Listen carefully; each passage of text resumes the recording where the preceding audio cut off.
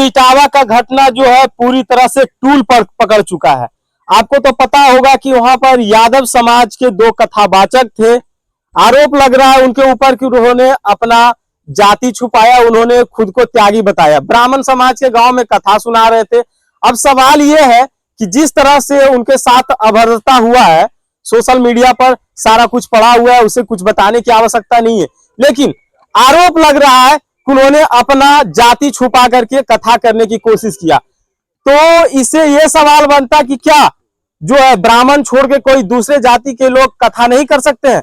तमाम बातों पर जो है अपनी बात रखने के लिए एक युवा है, कलकत्ता यूनिवर्सिटी से पढ़े हुए हैं, और इनसे हम समझेंगे कि जिस तरह से जातिवाद हमारे देश में इतना जबरदस्त तरीके से काम कर रहा है। जब हम लोग चुनाव के बात आता है तो हम लोग सिर्फ के सब हिंदू हो जाते हैं, और जब चुनाव निकल जाता है तो फिर कोई यादव, कोई चमार, कोई दुसाध, दलित सब अपने अलग अलग विभाग में बढ़ जाते हैं। तो क्या पूजा करने का अधिकार सिर्फ ब्राह्मणों का है? ये सवाल हम करेंगे।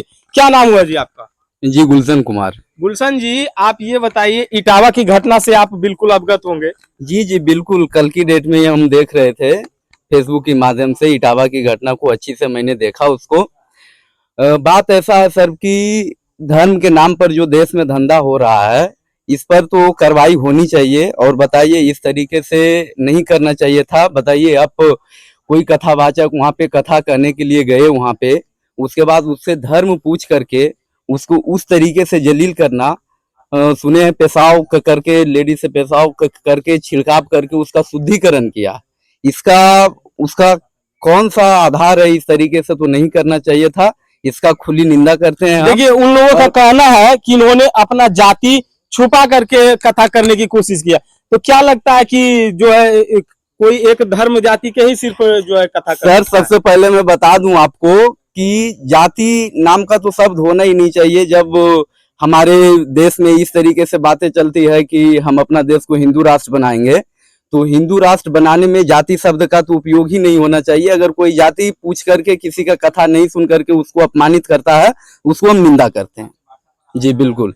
और धर्म के नाम पर जितने भी राजनीति हो रहे हैं, किसी को मंदिर चलने के लिए नहीं दिया जाता है, ये सब चीजों को अब उन लोगों को भी समझना चाहिए, है ना। जो धर्म के ठेकेदार हैं, जो धर्म को ठेका बना के रखे हुए हैं कि ये हमारी धर्म है, किसी भी प्रकार से इस तरीके से का सवाल नहीं होना चाहिए, इस तरीके से नहीं करना चाहिए। अच्छा, ये बताइए, हमारे शास्त्र क्या कहता है? शास्त्र में तो पहले से ही लिखा है सर, 2.5 अक्षर प्रेम का, पढ़े तो पंडित हो, है ना। तो जो लोग पढ़े हैं वो पंडित हैं अभी, है ना।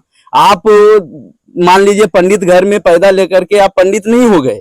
एक चमार के घर में भी पैदा लेकर के अगर वो अस्त्र शास्त्र की ज्ञान रखता है तो वो भी पंडित है, तो उसको भी पूजा कराने का उतना ही हक है। तो जितने भी मंदिर हैं, जहां पर भी पंडित लोग पूजा करवाते हैं, तो उनसे कहा जाए कि जो भी अस्त्र शास्त्र का ज्ञान रखते हैं वो भी अब वहां पे पूजा करवाएंगे और बढ़ चढ़ के हिस्सेदारी लेंगे।